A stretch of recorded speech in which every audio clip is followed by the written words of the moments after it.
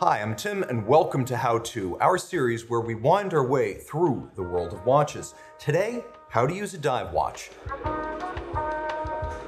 That term dive watch, it's everywhere, isn't it? You might think it's a watch that you can use while diving, but in fact, well-known deep submergence watches like the 1932 Omega Marine, the 1936 Panerai 3646, and the 1959 JLC Deep Sea Diving Alarm were not dive watches according to the modern definition, which is the ISO 6425. A child of the 90s, it's a relatively new standard in an age-old class. What does it include? Well, consider this: water resistance. The bare minimum is 100 meters. Now, don't confuse a water-resistant watch with a dive watch. That's a separate ISO, the 22810. The dive watch standard includes a minimum of 100 meters and a test for each watch, thusly certified to 125% of the number on the dial.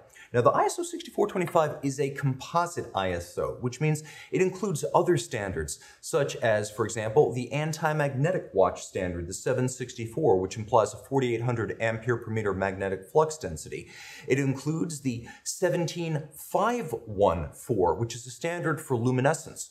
What's involved? Well, a dive watch indicator, that is the bezel pearl, has to be bright to 50 lux, and it has to pass the ISO, which incorporates 25 centimeter distance visibility 180 minutes after the application of light. So basically, it has to glow for 3 hours. There is also a salt spray test, the 9227, which starts with 48 hours at 95 degrees in a saline solution. And this one's important because most of the 6425 includes only the watch head, whereas the salt spray corrosion test also includes the bracelet and the clasp. It's not enough to merely overpressure the watch to 125%. There needs to be such a test performed with a perpendicular 5 Newton force against the axis of the chronograph pushers and the crown. And don't forget low pressure. Sometimes it's easier for a watch to pass a high compression, high pressure test. The low pressure test involves a test at the equivalent of 3 meters, and the watch needs to pass this as well.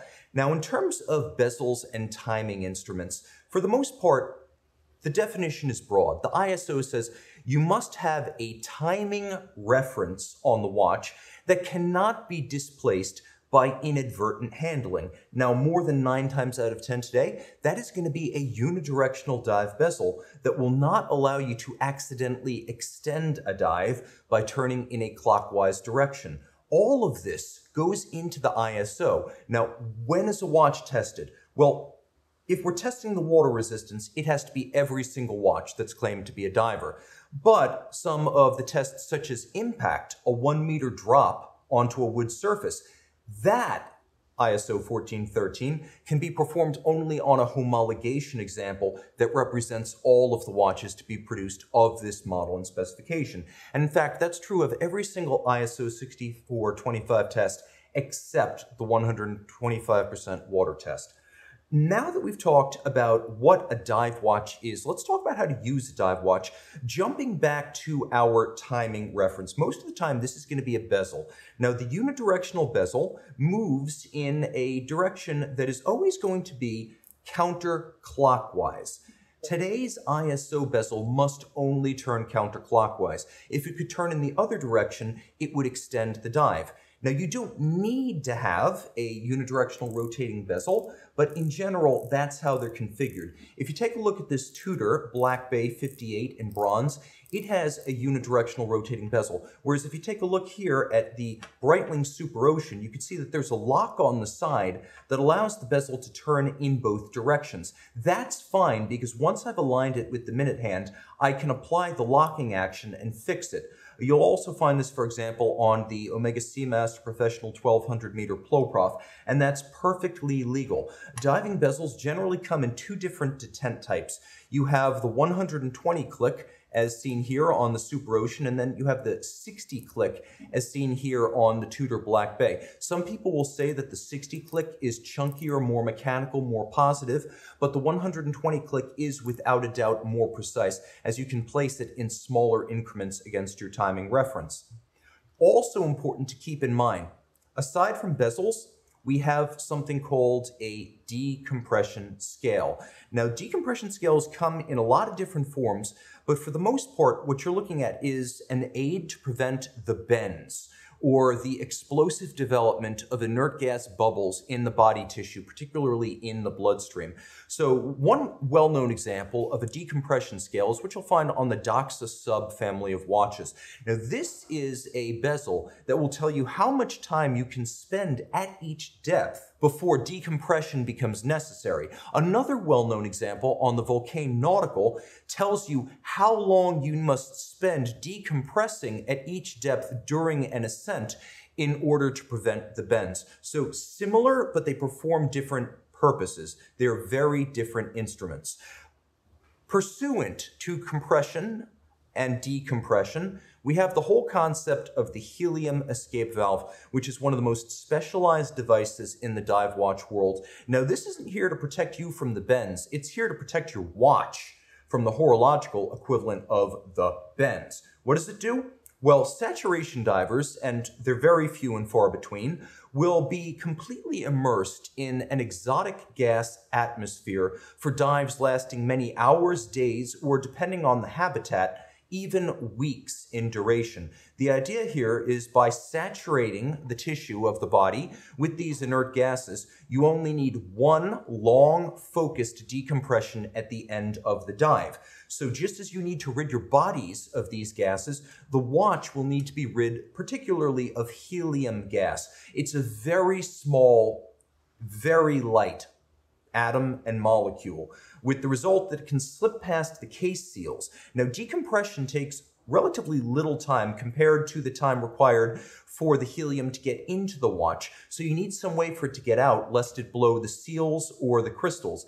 These mechanisms first surfaced, or maybe we should say submerged, in the late 60s on Doxa SUBs, and this too is tested under the ISO. There is a separate appendix to the ISO for a saturation diver, which dictates that it must be tested for the equivalent of 15 days at 40 bar of helium and then decompressed in 10 minutes. It's the job of the helium escape valve to open up and release this pressure to preserve the watch. The valve will take one of two forms, either one that you manually open, as on the flank of this Omega Seamaster, or an automatic valve that opens when the internal pressure exceeds external pressure by 2 to 3 bar. That's the helium escape valve. Also important to note, water resistance. Water resistance is not a permanent quality of your watch, and just about every watch manufacturer that builds a diver warns that you really need to have the watch water tested once a year before the swimming season starts. As seals age and lubricants dry up, a watch becomes less and less water resistant with time. It's also important that when you do the water test, you also ensure that the shallow or low pressure test is applied for the same reasons that it's relevant to the ISO, it's relevant to your dive watch. And if your watch is a helium gas rated saturation timepiece, then you need to make sure that that hardware is also certified and tested. In general, the only way to do this is to send it back to the manufacturer. And if you're a saturation diver, this is going to be mandatory. It is important to note that there are two types of saturation approved watch. One with the helium escape valve and one that has no helium escape valve. The latter is something you'll find on various Seiko World dive watches, and also, for example, the Omega Seamaster Planet Ocean Ultra Deep. In order to not have a valve, you need to have a watch that is so hermetically sealed that water cannot get into it and helium cannot get into it. Therefore, no ingress, no egress, and only a factory, in my experience, is qualified to re-evaluate and certify a watch as resistant to helium intrusion. Now let's talk about bracelets and clasps. Most diving watches include some sort of a extensible clasp if the watch is on a bracelet. Now here you can see with this Black Bay 58, we have the Tudor T-fit system, which gives you 8 millimeters of incremental adjustment.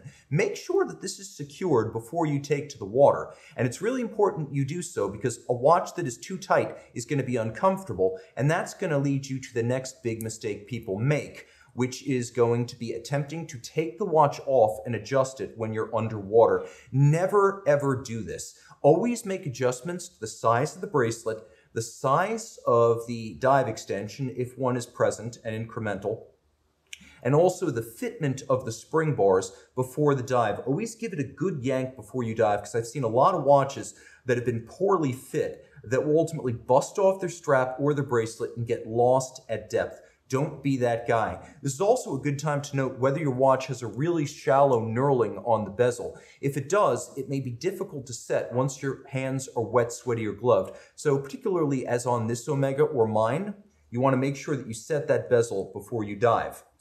Now, another thing that's important to recognize is most stainless steels are not truly stainless. So this is a diver on traditional 316L steel. This, if exposed to salt water or body sweat and not rinsed, can, in a relatively short period of time, begin to show signs of corrosion. So unless you have something like Zinn's U-boat steel, you want to make sure you always rinse your diver after submergence in salt or even just exposure to body fluids like sweat. Very important to do, and it will bode well for the longevity of your watch if you observe that one warning.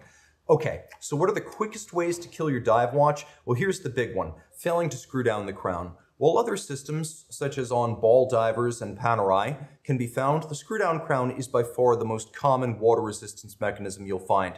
You want to make sure that each crown is screwed tight because it's easy to leave each one backed out just a few turns, and the consequences, even in shallow water, can be disastrous. Unfortunately, maintenance is a major concern, and some divers that haven't been used for years are thrown directly into water skiing, scuba diving, and cannonballs into the pool. Also very important, water test your watch annually. The same dangers inherent in jumping in the water with a loose crown are inherent in jumping in the water with a watch whose case lubricants and gaskets may have reached the end of their life. Water test your watch every single year. Even if you're not using it as life-saving equipment, do you really want to have to send the watch back for a service with a flooded interior? Easy to avoid. A water test once a year. Even getting the watch overhauled and seals replaced is going to be cheaper than having all of that done plus replacement of parts due to corrosion. Bracelets. Do not attempt to adjust them when you're underwater. Once you open the bracelet, the watch is no longer adhering to your wrist. It's even worse if the watch is on some sort of a strap. The possibility of dropping and losing your watch is great, and I've seen it happen.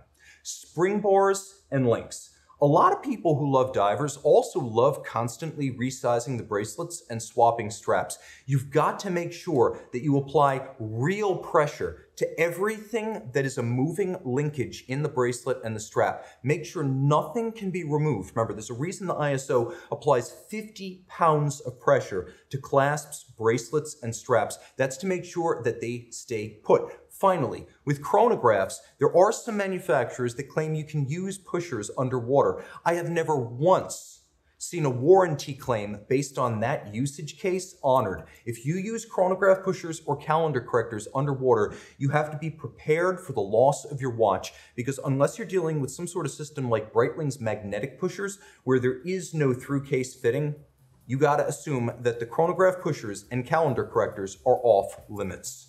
And that is how you use a dive watch.